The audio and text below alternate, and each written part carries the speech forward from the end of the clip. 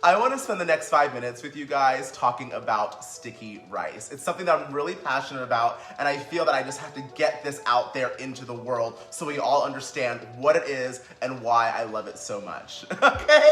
So sticky rice is not just rice that's overcooked. It is not risotto. It is not congee. It is not porridge. It is not sushi rice, all right? Sticky rice is an actual thing. And what it's called on the rice bag, it's called sweet rice, and it's a glutinous rice grain, yeah? And when it's steamed in something like this, it becomes really sticky and it soaks things up like salads, like som tam, or like a minced citrus chicken salad called lap. It's really, really great in savory applications, almost like Thailand's bread to sop up the gravy, if you will, right? But it's also the gateway to mango sticky rice, the sweet application. So it's a certain kind of grain, it's a certain kind of technique, and it's a certain kind of fabulous. Let's make some sticky rice.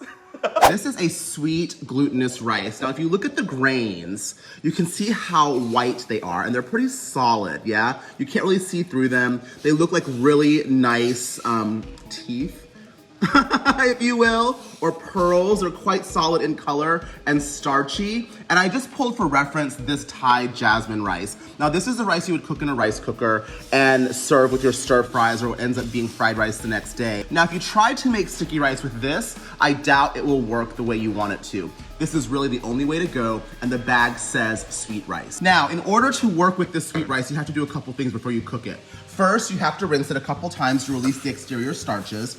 Then you soak it for at least 2 hours, I say. Ideal if you go 24 hours. And what you're trying to do is allowing some water to absorb into the grains to plump up and get almost like that al dente, gummy, really good textural feel when you eat it later on, right?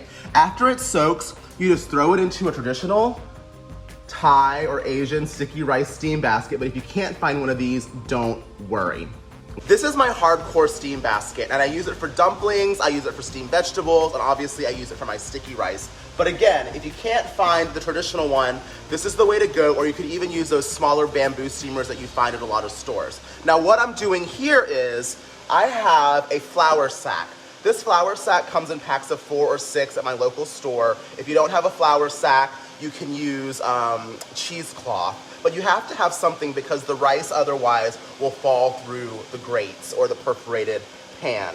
So I'm opening up my sack like that. Okay, I already have some water going in the pot. And I'm gonna just go ahead and pour all of this into the middle of the sack as well. Yeah, just like that. Evenly distributed out onto this surface, all right? Then I'm gonna take the flour sack and just fold it over like so. Cover it and allow the rice to steam for about 20 to 25 minutes, and it will be done.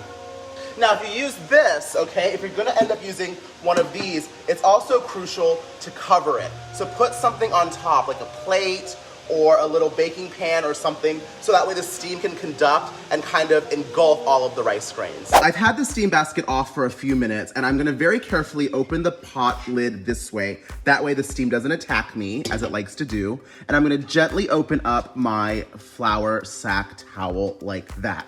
Woo, hot. Now look at that. Can you see the grains? How beautifully like translucent they are, and how sticky they've all come together, but they're still like individual grains, yeah? It's not mushy.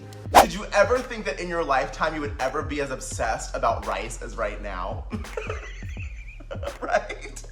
Well, anyways, guys, here it is. We achieved sticky rice. Look at that. It is still warm. It is so beautiful. Look at that. Oh, wow. I mean, it's steaming. Now, if you were to move forward with this into a different application like mango sticky rice, this is the ideal time to work with it. You would add your sweet coconut milk and fold it into the rice grains as they're still hot. That way it absorbs all of that good flavor. Otherwise, keep this warm to eat as is with your papaya salads, with your chicken salads, as a little snack pack for yourself when you're going on a hike.